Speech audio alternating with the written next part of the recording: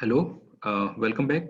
So now in this part, we are going to discuss about another aspect of the moment, which is the principle of moment. What is the principle of moment that is all about? And that is discovered by the Peter Varignon. And that is why this principle of moment, sometimes known as Varignon's theorem.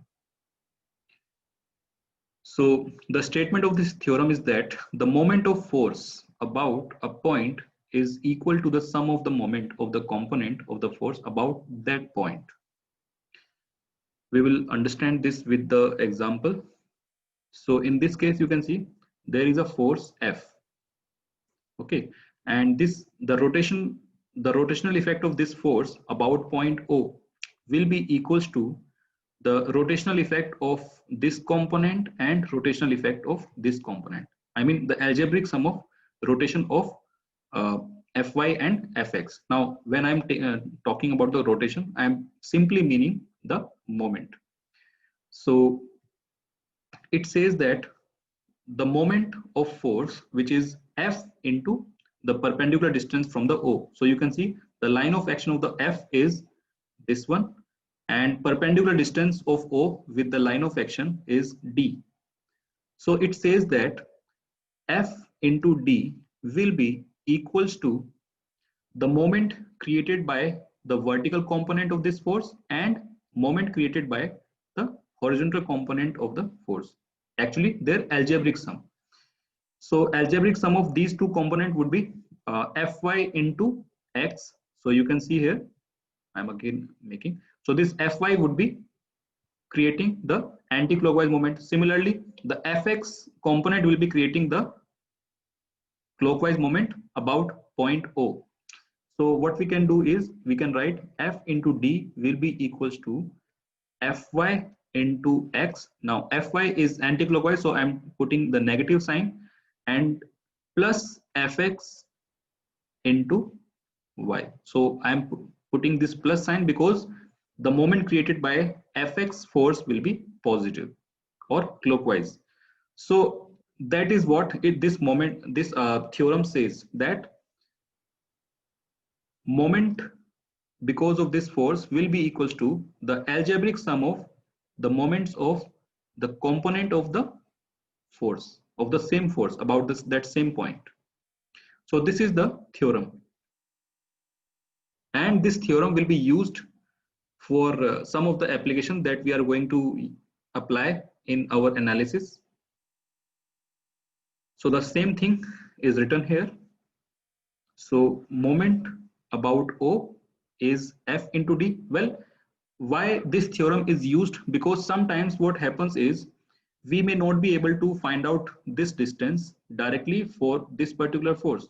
So if it is a inclined force, so in that case, what we generally do is we first resolve this force into the component as Fx and Fy, and then we try to find out the distance of Fy with reference to O and distance of Fx with reference to the point about which we have to find out the moment. So I will show the application using an example. Well, this theorem of given by the Varignons, this can also be interpreted differently with other aspect also, and that different interpretation can be like this. So as I written here, the theorem can also be interpreted as if a number of coplanar forces acting simultaneously on a particle, the algebraic sum of the moments of all the forces about any point is equal to the moment of their resultant force about the same point.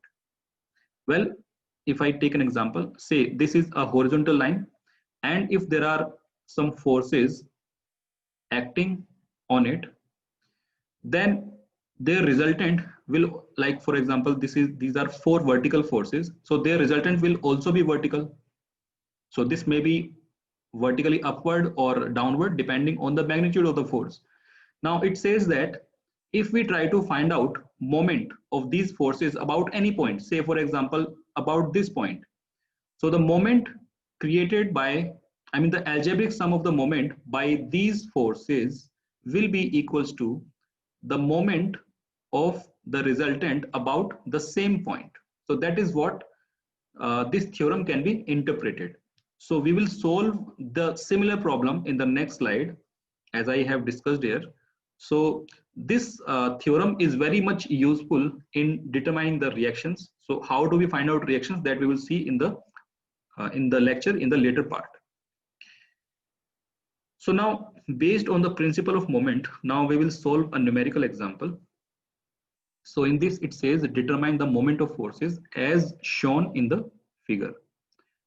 So there you can see there is a body, this rod, and on this rod there is a force acting of magnitude 5 kilonewton.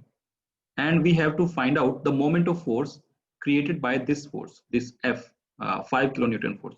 So now you can see the perpendicular distance, the line of action of this force is like this, and perpendicular distance of this is d value. Now the data which is given here, I think it would be a little difficult to find out this d value. So instead of this, what we can do is, first we can simply resolve this force into horizontal and vertical component. So the horizontal component of this force would be like this, and vertical component of this force would be like this. So this time we can say this as 5 cos 45 degree. So this is what I have done is, I have simply calculated the rectangular component of this force. Similarly, the vertical component of this force would be 5 sine 45. So 5 into d would be equals to, so first I would like to find out the perpendicular distance. Now perpendicular distance of this force would be this one. So this is the perpendicular distance of this force. So I'm taking this as x. Similarly, perpendicular distance of this force would be this one. So I'm taking this as y. So I can say that 5 into d will be equals to 5 cos 45 degree multiplied by x. So this will be creating clockwise moment. So I'm taking this as positive. Similarly, plus 5 sine 45 degree multiplied by the y. So again, the moment created by this force will also be like this, which is positive clockwise. So that is why I have taken this positive value. So now, if it is difficult to find out d value, we can find out x and y. I think this is much easy in this case, because this is again making a triangle. You can see here, this is 30 degree, and this distance is given, which is 3 meter, and this is x and this is y. So we are supposed to find out y and x, and then we can put simply those value in this equation, and we can find out the moment. So x in this case would be it would be 3 sine theta sine 30, and y in this case would be 3 cos 30 degree. So now we will put this value and this value here, and we can find out the moment, which would be m is equals to 0, which is equals to 5 into d, and 5 into d is equals to this one and this one. So now we will find out.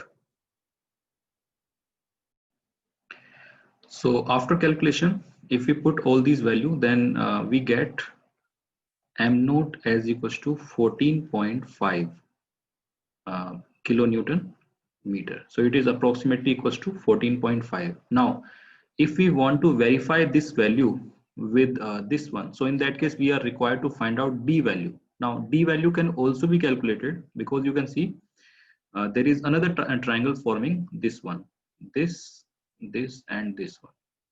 So if I make this triangle, so I can make this as something like this. So this is 75 degree, and this is d value, and this is 3 meter.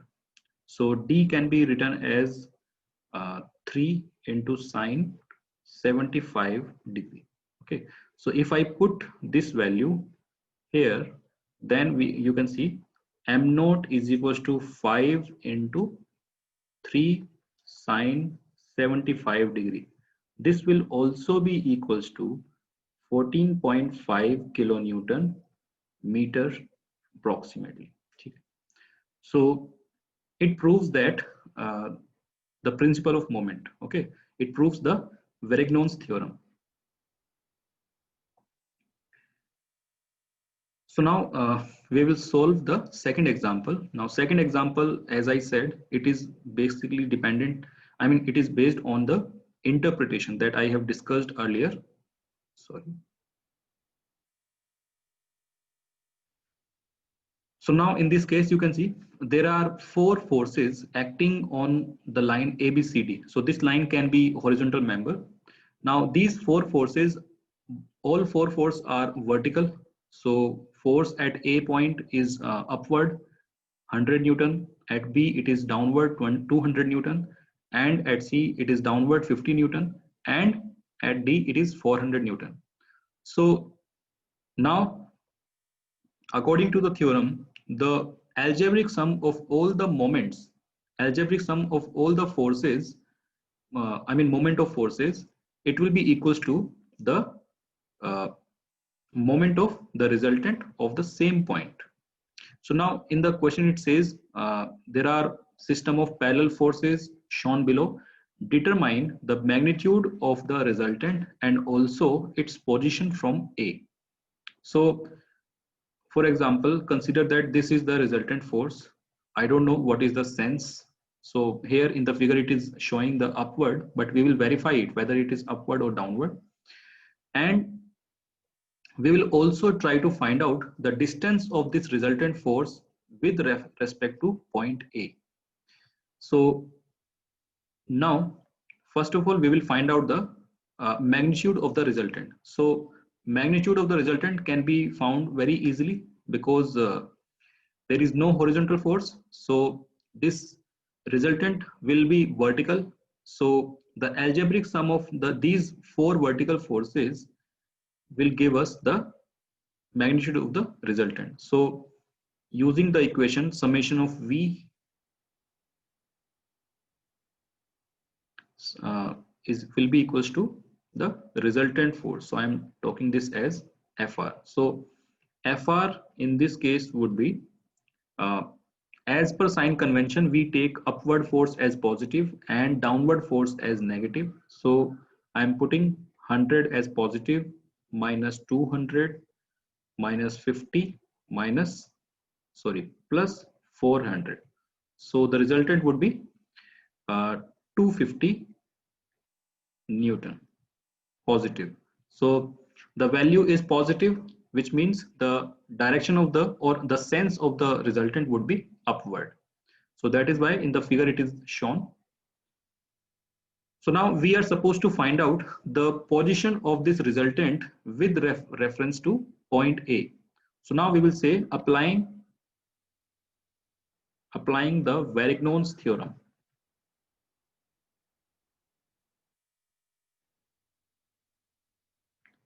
So as per Varignon's theorem, algebraic sum of all the moment of forces about point A will be equals to the moment of this resultant about point A. So now we know that the resultant will be upward. We will assume that the distance of this resultant force from point A is x, and distance of other forces with reference to point A is already given in the figure. So we will say taking moment about A. So first we will write the moment of this resultant force about A. So moment of this resultant force would be R into X. Sorry, I will write X as this one. So R into X. So this R is upward, and about this point, this R will try to rotate like this, which is anti-clockwise. So I will put here the minus sign. Now it is equals to the algebraic sum of all the forces about this point A. So moment of this force about point A will be 0 because there is no distance of this force from point A. So I will write here 100 into 0. Then moment of this force about A would be 200 multiplied by 1, and this will rotate like this about this point A. So I will write here positive 200 multiplied by 1. Similarly, this force 50 Newton, it will again be positive. So it will be plus 50 multiplied by 2.5. So distance of the force which is acting on point C. So distance between A and C is 1 plus 1.5. So which I have written here 2.5. Similarly, the moment due to this force as it is upward. So the moment due to this force will be like this. So I'm writing here minus 400 multiplied by the distance. So distance between AD is 3.5. Okay. So now solving this equation for x. So we know what is the value of r. R value is minus. So I'm writing here as 250. So we know r value we have already calculated earlier. So 250 into x. So for x value, we can solve here as 100 into 0, it will be 0. So it would be 200 plus it would be 50 into 2.5 minus 400 into 3.5 divided by 250, and because there is a negative sign, so I am taking the whole value as negative. So we will solve this and we will be able to find the value of x. So x value is, so the value is 4.3 meter, which means the resultant, I mean this length of x is 4.3 meter. So this is what we can do.